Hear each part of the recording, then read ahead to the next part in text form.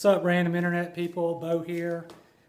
Today I'm going to do the follow-up on beater watches. These are digital watches, including a couple of legendary G-Shock 5600s that I have customized myself.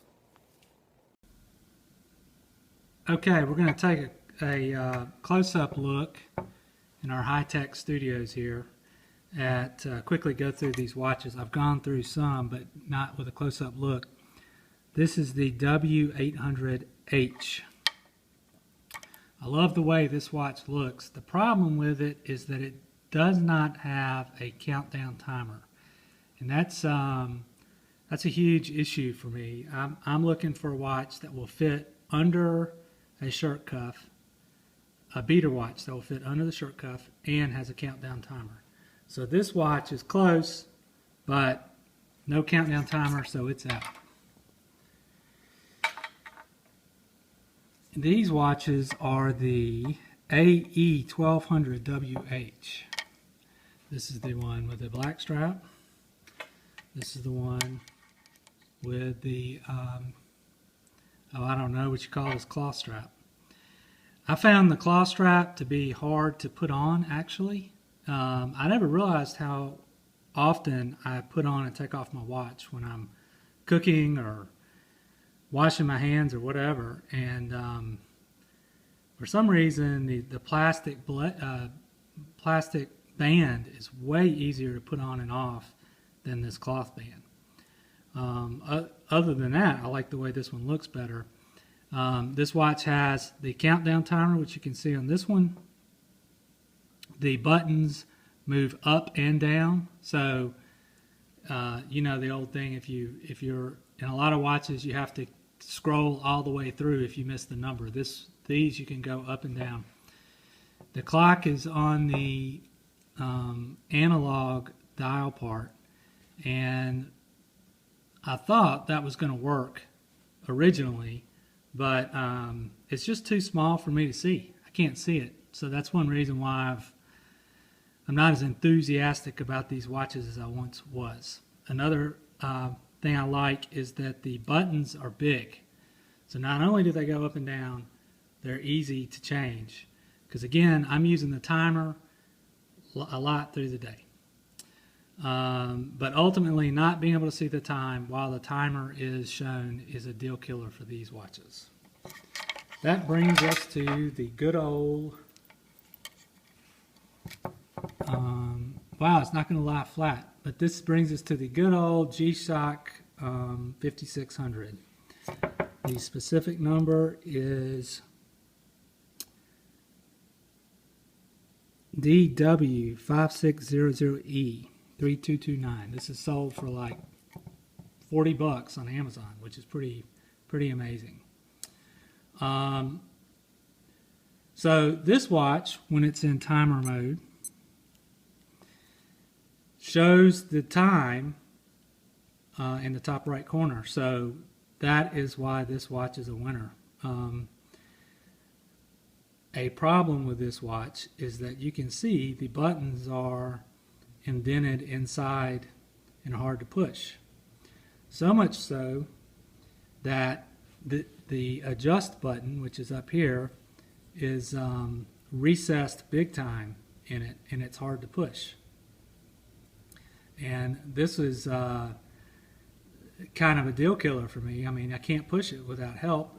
I mean, you can see my fingernails are not that long, so I couldn't even reach it with my fingernails.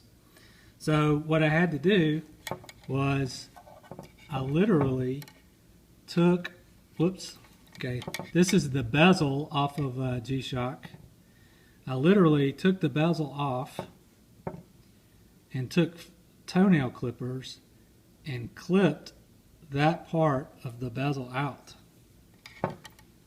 and that's the end result. So that's what I had. That's how I modified this one to be able to actively use the timer, because I'm changing the timer throughout the day. You know, and the recessed adjust button is not a bad thing if you're, you know, a Marine doing covert ops in Afghanistan and you've synchronized the strike time with your squad. then you do not want the adjust button accidentally being pushed.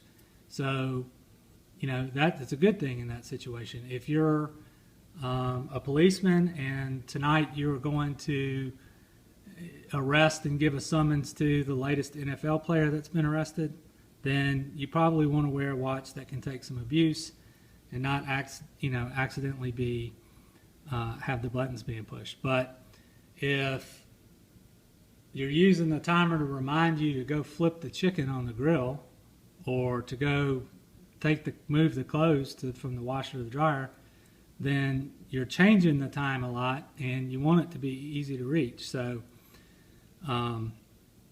all these buttons are harder to reach than the model I showed previously, are harder to use.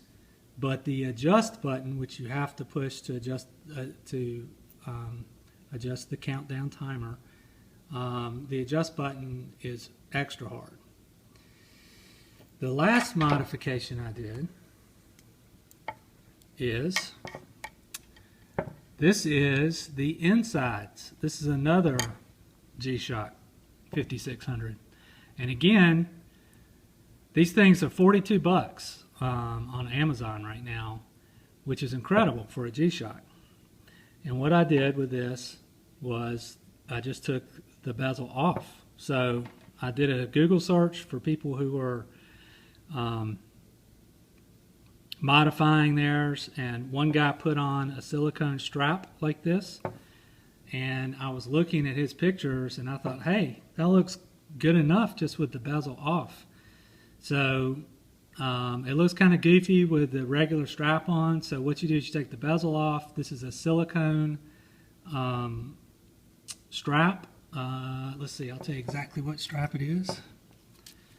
Off of Amazon, this is a Swiss Tech silicone rubber 24 millimeter band. You have to buy the 24 millimeter band so it's flush here, and I use just a box cutter to cut the ends off because the spring, I think this is like 16 millimeters, so you have to modify it a little bit with a box cutter.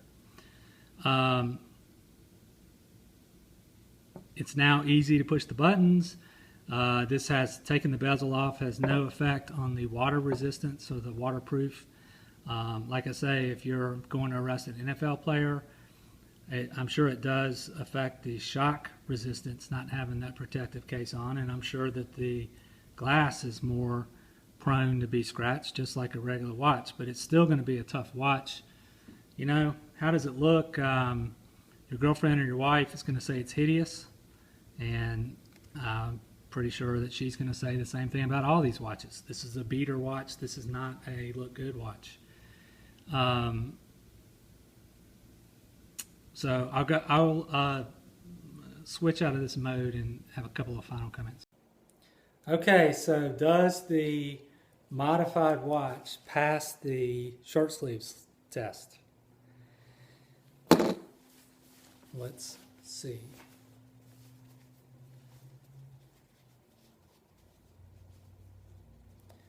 No, the answer is going to be no.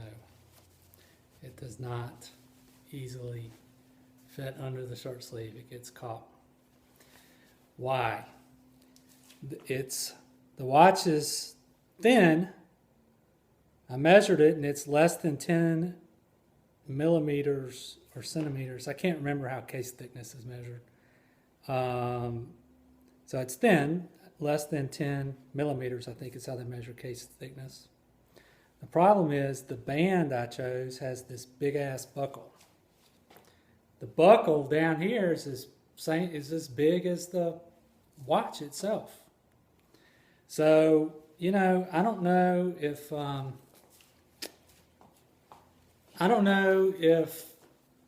silicone is not the way to go. I just did that because the silicone band seemed to match the matte black of the face once the bezel's off, and so that's why I went with that. And I would think that a regular plastic band that would fit better. I'm going to try it for a while.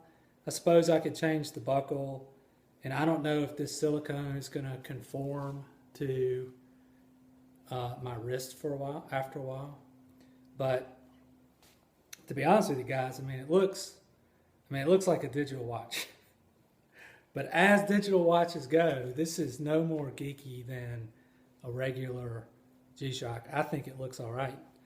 And so I'm going to keep the silicone band for a while. But once true sweater wearing weather gets here, I'm either going to try to remove, I don't know what these straps are called that you put the tag in on, but I'm going to try to remove the straps or one of them and change the buckle, or I'm just going to experiment with different bands. But the key is the 24 millimeter band, which that would mean case thickness is measured in millimeter too. So it's about 9.5 millimeters case thickness with the bezel off.